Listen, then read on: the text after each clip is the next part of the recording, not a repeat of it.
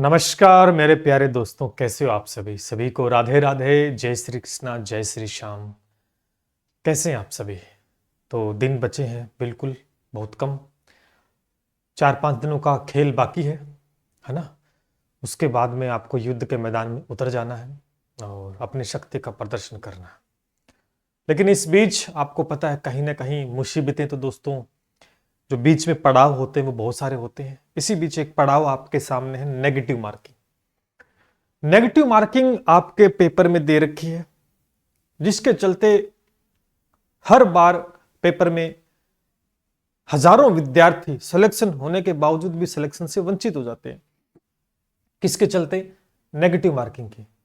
Paper बहुत अच्छे से कर लेते हैं, बहुत से कारण होते हैं जिसकी वजह से वो नेगेटिव मार्किंग के चक्कर के जो जाल होता है उसमें फंसते हैं, और जिसके जाल में फंसने की वजह से आपने बहुत अच्छा पेपर अटेम्प्ट किया लेकिन उसके बाद में भी आप नेगेटिव मार्किंग के चक्कर में फंस गए तो बड़ा नुकसान हो जाता है। तो क्या सर नेगेटिव मार्किंग नुकसानदेह है? नहीं भैया, ऐसा तो हम नहीं कह सकते। तो नेगेटिव मार्किंग से हमें कैसे बचना है? नेगेटिव मार्किंग से कैसे बचना, आज इस वीडियो में मेरे अनुभव के आधार पर आपको कुछ बातें सजेस्ट करूंगा, और कहीं ना कहीं वो बातें आपके लिए रामबाण सिद्ध होगी अगर आप उन्हें फॉलो करते हैं। तो चलिए बात करते हैं कि नेगेटिव मार्किंग से कैसे बचा जाए। सबसे पहले टेलीग्राम को ज्वाइन कर लें सभी साथी जितने भी हैं।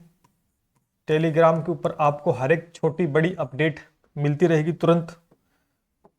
अब एक चीज आप ये सोचो, सर नेगेटिव मार्किंग तो चलो है पेपर में, लेकिन हमारे क्वेश्चन नेगेटिव में क्यों चले जाते हैं? सर पेपर में तो मैं ठीक करके आया लेकिन बाद में वो गलत हो जाता है और फिर वो नेगेटिव में आ जाता है ना? ऐसा क्यों होता है? इसकी काफी सारे पॉइंट है जो मैंने लिखे हैं, मैं आपको बताऊंगा। पहले तो हमें यह देखना है कि हमारे प्रश्न गलत क्यों हो जाते हैं, नेगेटिव में क्यों चले जाते हैं। इसके कुछ रीजंस हैं जो स्टूडेंट गलती करता है तो वो आपको नहीं करनी है। आ जाओ सभी साथी, ये मेरे अनुभव के आधार पर कुछ बातें मैंने लिखी, अगर आप एग्री करते हो तो कमेंट में मेरे को बताना। सबसे बड़ी गलती क्या करते हैं कि सर प्रश्न नेगेटिव में क्यों चले जाते हैं, इसका रीजन किसी ने जानने का प्रयास किया? मेरे हिसाब से किसी ने नहीं किया होगा। चलो, पहला रीजन तो ये है कि प्रश्न ध्यान से ना पढ़ना। प्रश्न आसान होता है, प्रश्न को अपन ध्यान से नहीं पढ़ते हैं कि उसमें उत्तर क्या दिया, क्या पूछा गया है और क्वेश्चन क्या कर रहा है। कई बार तो ऐसे हो जाता है कि इनमें से कौन सा नहीं है ये छांटना है, लेकिन अपन पढ़ लेते हैं कि कौन सा है और वैसा ही उत्तर देके चले आते हैं। घर पर आकर पता लगता है अरे इसमें तो हमें नहीं का उत्तर देना था। तो आपको वो प्रश्न आ रहा था ना, लेकिन आपने प्रश्न ध्यान से नहीं पढ़ा तो वो गलत हो गया, और वो गलत हो गया तो वो नेगेटिव में चला गया। तो ये सबसे बड़ी गलती। तो पहला काम तो आपको नेगेटिव मार्किंग से बचना है तो प्रश्न को बड़े ध्यान से पढ़ना है, जो पूछा जा रहा है उसी का उत्तर देना है। ठीक है। दूसरी बात कि उत्तर पता है लेकिन ओएमआर में गलत भर दिया। ऐसे भी काफी सारी स्थितियां स्टूडेंट के साथ होती है कि पेपर जब आप करते हो तो टिक लगा देते हो, हाँ इसका उत्तर तो मेरे को आता है, लेकिन कई विद्यार्थी पता नहीं किस प्रकार से ओएमआर को भरते हैं। तो ओएमआर भरते समय भी, क्योंकि पास पास क्वेश्चंस होते गोले, तो ऊपर नीचे हो जाता है। कई बार हमें उत्तर आता था उस प्रश्न का लेकिन ओएमआर में हमने गलत भर दिया, तो 3-4 क्वेश्चन तो ऐसे ही हो जाते हैं, है ना? कर देता है स्टूडेंट गलती। अब बताओ, हमें उत्तर आता था लेकिन हमने ओएमआर में गलत भर दिया, तो प्रश्न कहां चला गया? नेगेटिव में। तो ये काम भी आपको नहीं करना है। हमें एक सिंगल क्वेश्चन भी ऐसा नहीं करना है। तो उत्तर पता है लेकिन फिर भी ओएमआर में गलत भर दिया गया है। अब वो गलत कैसे ही भरा गया हो, लेकिन वो तो गलत भरा गया तो वो नेगेटिव में आ गया। जो प्रश्न बिल्कुल भी नहीं आता है उसको भी करना। हमारे पास पेपर में 4 ऑप्शन होते हैं, लेकिन हमें उस क्वेश्चन का अता पता ही नहीं है, हमें उस क्वेश्चन के बारे में कुछ नॉलेज नहीं है न उसको, लेकिन स्टूडेंट जानबूझकर उस क्वेश्चन को करने का प्रयास करेगा। अब प्रयास करेगा तो वो सही होने के चांसेस कैसे हो सकते जब आपको पता ही नहीं है? हो सकता है कोई तुक्का लग जाए, लेकिन तुक्का लगता नहीं, गलत ही होता लगभग। तो हम ऐसे प्रश्न भी नहीं करेंगे। दूसरा, लालच के चलते हम क्या कर देते हैं, ज्यादा प्रश्न अपन वीडियो देख के जाते हैं। सर इस सर ने बताया 120 करके आने, इसने बताया 130 करके आने, इसने बताया कि मेरिट इससे नीचे नहीं जाएगी। तो हम पहले से ये डिसाइड करके जाते हैं कि अपने को तो इतने करने ही करने, अब आपके प्रश्न हुए 100 और आपको करने थे 120, तो आप तो कहोगे सर गड़बड़ होगी, हम तो 120 नहीं कर पाए, तो फिर आप 20 प्रश्नों को क्या करोगे और करोगे, जबकि वो आते नहीं आपको, समझ रहे हो? तो वहां लालच करोगे, उस लालच के चलते प्रश्न गलत हो सकते हैं, और जैसे गलत होंगे तो वो नेगेटिव में चले जाएंगे। तो ये गलती भी आपको नहीं करनी है। देखो, केवल तैयारी करके पेपर देना ही इंपॉर्टेंट नहीं होता, पेपर किस प्रकार से अटेम्प्ट करते वो भी एक बात होती है, ठीक है। फिर गलत तरीके से तुक्के लगाना, जब प्रश्न नहीं आ रहा है तो हम तुक्के लगाने बैठ जाते हैं। अब तुक्के लगाने का भी तरीका होता है ना। अब तुक्के लगाते हैं, किस प्रकार से लगाते हैं, तो उसकी वजह से भी हमारे प्रश्न गलत हो जाते हैं। तो ये कुछ मैंने बातें लिखी हैं, अगर आप ऐसी गलती करते हो तो नेगेटिव में जाने की चांसेस ज्यादा है, और इन बातों को बड़े ध्यान से देखना है, और पेपर करते समय इन बातों का ध्यान रखते हुए आपको पेपर को सोल्व करना है। अगर इन छोटे छोटे पॉइंट से आप बच गए तो आप नेगेटिव में नहीं जाएंगे आपके प्रश्न, ठीक है। अब काम की बात करते हैं, नेगेटिव मार्किंग। देखो, आपके पेपर में कितने प्रश्न आएंगे, कि प्रश्न कितने हैं सर? पेपर में प्रश्न है सर 150 प्रश्न आएंगे। पहला काम तो आप भी 150 में से मैं ये तो मान के चल ही सकता हूं कि भैया 50% तो आपको पेपर आता होगा भी। ऐसे देखो, आपके पास 3 कंडीशन होगी। पहली कंडीशन जो आपके पास है, देखो पहली कंडीशन जो आपके पास होगी ना, वो ये होगी कि ऐसे कितने प्रश्न हो सकते हैं, कि 50% ऐसे प्रश्न हो सकते हैं जिनका उत्तर आपको पता होगा 100%। भी ऐसे देखिए, तैयारी करके देखो तैयारी बढ़िया करके जाओगे, अच्छा पढ़ के जाओगे, तो 50% ऐसी स्थिति बन सकती है कि 150 में से 50% प्रश्न आपको हो सकता है इसमें ऊपर नीचे हो जाए, 45% हो जाए, 40%। तो मैं एक एवरेज लेके चलता हूं कि 50% आपको 100% पता है कि इसका उत्तर मेरे को आता है।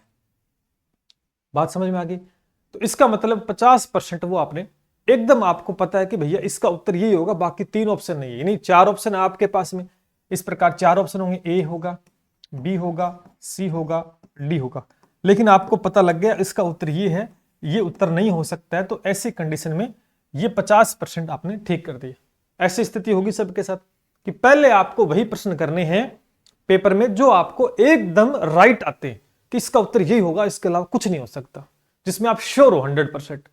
पहली बात।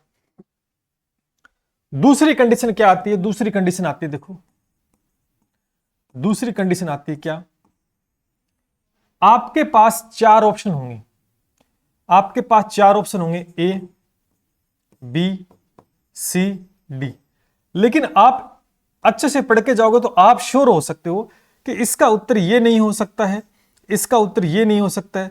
आप कंफ्यूजन हो इस दोनों में कि या तो उत्तर ये होगा या उत्तर ये होगा, लेकिन ये दो तो नहीं हो सकते। यानी आपके पास स्थिति होगी 50-50 की, आपके साथ स्थिति होती 50-50 की। ध्यान करना मैं क्या समझा रहा हूं, इस पॉइंट को समझाओ कि पहली कंडीशन तो आपके साथ ये होगी कि आपको वही प्रश्न करने हैं जो एकदम आपको आते हैं। जब दूसरी स्टेज पर आती है, दूसरी कंडीशन आपके साथ लागू होगी कि आपको 4 ऑप्शन आपके सामने होंगे, लेकिन आपको यह श्योर है कि सर ये 2 तो उत्तर नहीं हो सकते, ये 2 उत्तर इसके नहीं हो सकते हैं, लेकिन इन दोनों में से उत्तर होगा पक्का। यानी आपके पास 50-50 चांस है कि अगर मैं करता हूं तो या तो उत्तर ये ठीक होगा या उत्तर ये ठीक होगा। तो सर कैसे करें, कैसे पता लगाएं दोनों में से क्या उत्तर हो सकता है? अब पता तो नहीं लगा सकते, लेकिन नेगेटिव से बचना अपने को। ध्यान करो इस कंडीशन में, क्योंकि आपके नेगेटिव मार्किंग कितनी है, आपके नेगेटिव, ठीक है, 1 मिनट,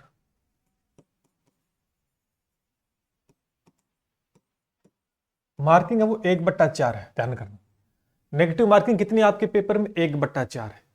यानी मान के चलो, मैं एक मोटा मोटा आइडिया लेता हूं कि आपने, वो तो पेपर के हिसाब से बात मैं एक समझाने के ले रहा हूं, कि आपने ऐसे क्वेश्चन हैं वो लगभग आपने 24 क्वेश्चन कर दिए। मैं 24 क्यों ले रहा हूं, एक समझाने के लिए, कि आपने 24% ठीक कर दिए। 50-50 की जो कंडीशन है, इस कंडीशन में आपने 24 क्वेश्चन कर दिए। अभी आपको पता यह लग जाएगा कि सर करने के नहीं करने ये वाली। तो आपको यह पता लग गया कि सर मैंने 24 क्वेश्चन ऐसे कर दिए जिसमें दो स्थितियां बन रही थी कि या उत्तर ये हो सकता है या उत्तर ये दो तो उत्तर नहीं हो सकते। तो इसमें क्या हो सकता है, मान के चलो हम एक मोटा आइडिया लेके चलते हैं कि ऐसी कंडीशन जब होती है ना, तो आप अपने विवेक से उत्तर देना है कि क्या हो सकता है। अगर आपने पढ़ा है ना, तो मुझे जहां तक ये आइडिया है कि 75% इसमें ठीक हो जाते हैं, 75% इस कंडीशन में सही हो जाते हैं और 25% गलत हो सकते हैं अगर बच्चा अपने विवेक से सही उत्तर दे। ऐसी कंडीशन मैक्सिमम होती है 50-50 में। अब जो पढ़ के नहीं गया उसकी एक अलग बात है, लेकिन एक मान के चलते हैं, सपोज दैट मैं आपको एक छोटा सा एक आंकड़ा समझाने का प्रयास करूंगा। ध्यान करो, ये मान लो कि 24% आपने अटेम्प्ट किए, कौन सी कंडीशन वाले, 50-50 वाले। तो मान के ये चलो कि सर हमारे 12 सही हो गए और सर 12 गलत हो गए। हम 50-50 मान के चल लेते हैं एक बार। मैंने तो 75% बताए आपको, है ना, मैंने तो 75% आपको बताए। अगर आपके 12% ठीक है और अगर आपके 12 गलत है, तो सर 12 गलत है तो फिर क्या होगा। अच्छा यहां पर सही लिख दिया कि यहां पर भी, एक मिनट रुकें, यहां गलत हो गया अपने कितने, 12। अगर आपने 12 गलत कर दी तो इसका मतलब है कि 12 में आप 4 का भाग देंगे तो सर 3% 3 आता है, यानी आपके 3% कम हो जाएंगे, 3% कम हो जाएंगे। यानी आपने 12 ठीक किए से उसमें से 3 घटा दो, आप 3 घटा देंगे तो सर आपके 9% बचेंगे और वो सही हो जाएंगे। तो अब आप देखो इसका फायदा है कि नहीं। यानी आपने अगर 24% अटेम्प्ट किए हैं, अगर आपकी किस्मत अच्छी खासी ठीक है, तो ऐसी कंडीशन में जहां तक स्टूडेंट से लगातार बात भी होती है, तो मैक्सिमम कंडीशन में 75-25 का रेशो होता है, 75% ही हो जाता है। लेकिन मैं 50-50 मान के चलता हूं कि 12 गलत हो गए और 12 ठीक हो गए। तो अगर आपके 12 गलत भी हो जाए तो आपको कोई नुकसान नहीं हो रहा है। आपने देखो 12 ठीक की, उसमें से 3 ही तो कम हुई, 9% आपने ठीक कर दिए, तो आपको 9% का फायदा हो गया कि नहीं हो गया, बताओ। इतनी बुरी किस्मत नहीं है आपकी, आधे तो ठीक कर दे, क्योंकि 50-50 के चांस वाले क्वेश्चन होते हैं ना, उसमें श्योरिटी होती है ज्यादा क्वेश्चन ठीक होने की, ठीक है। तो अब यहां आपके फायदा हो गया। अब इतनी बुरी किस्मत है कि आपके यहां पर 16% गलत हो रहे हैं। अगर आप सोच के चलो, अगर मैं एक कंडीशन और लेता हूं, अगर मान के चलो सही प्रश्न, आपकी बहुत बुरी किस्मत है, सुनना मेरी बात को, सबके साथ तो ऐसा नहीं होगा।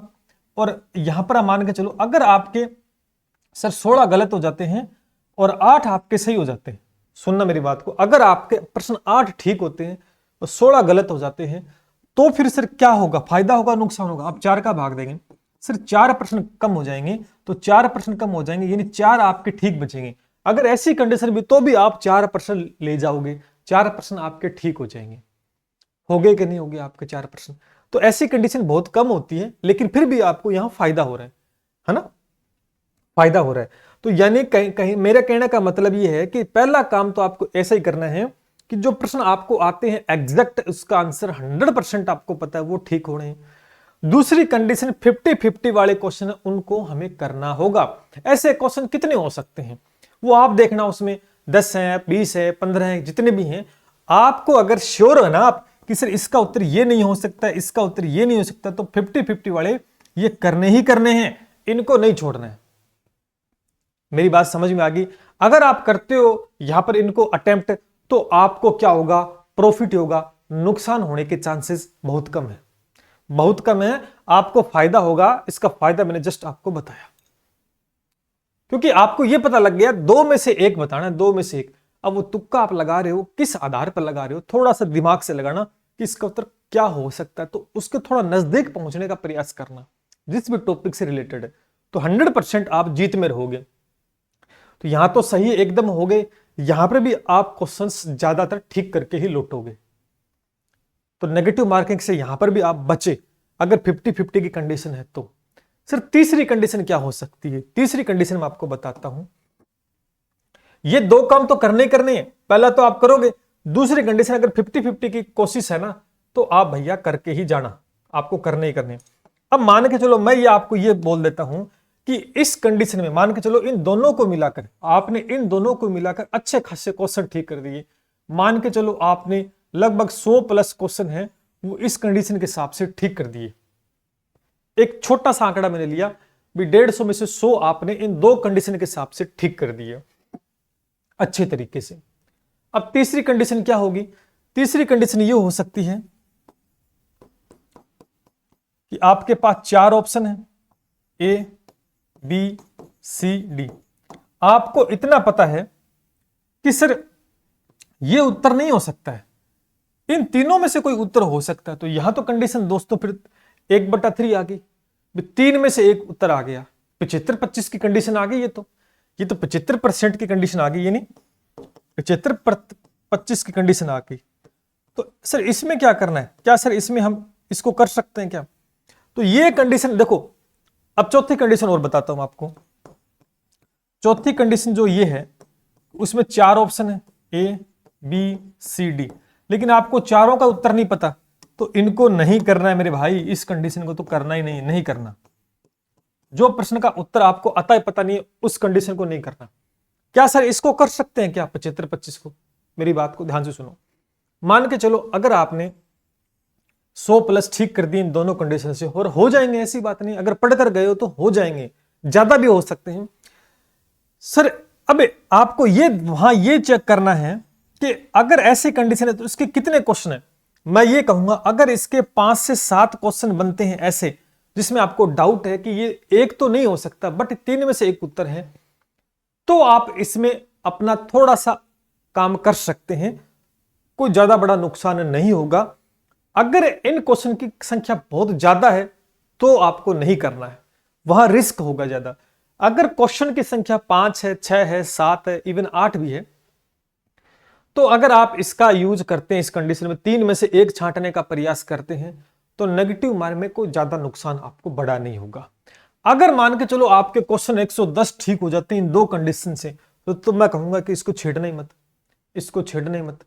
ठीक है, तो मैंने क्या बताया, इस कंडीशन को तभी आपको छेड़ना जब क्वेश्चन की संख्या कम है।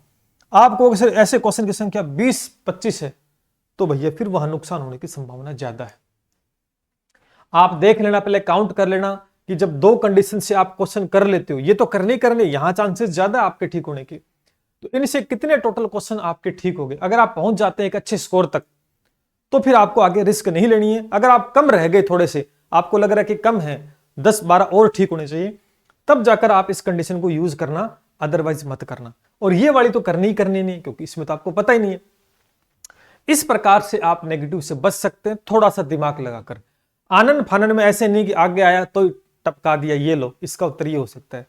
तो मैंने आपको बताया कि यहां अगर मैक्सिमम क्वेश्चन भी है तो आपको प्रॉफिट ही होगा, नुकसान नहीं होगा। 1/4 नेगेटिव मार्किंग से 1/3 होती तो ज्यादा नुकसान होता, लेकिन 1/4 से ज्यादा बेनिफिट आपको, ज्यादा क्वेश्चन आप अटेम्प्ट कर सकते हैं।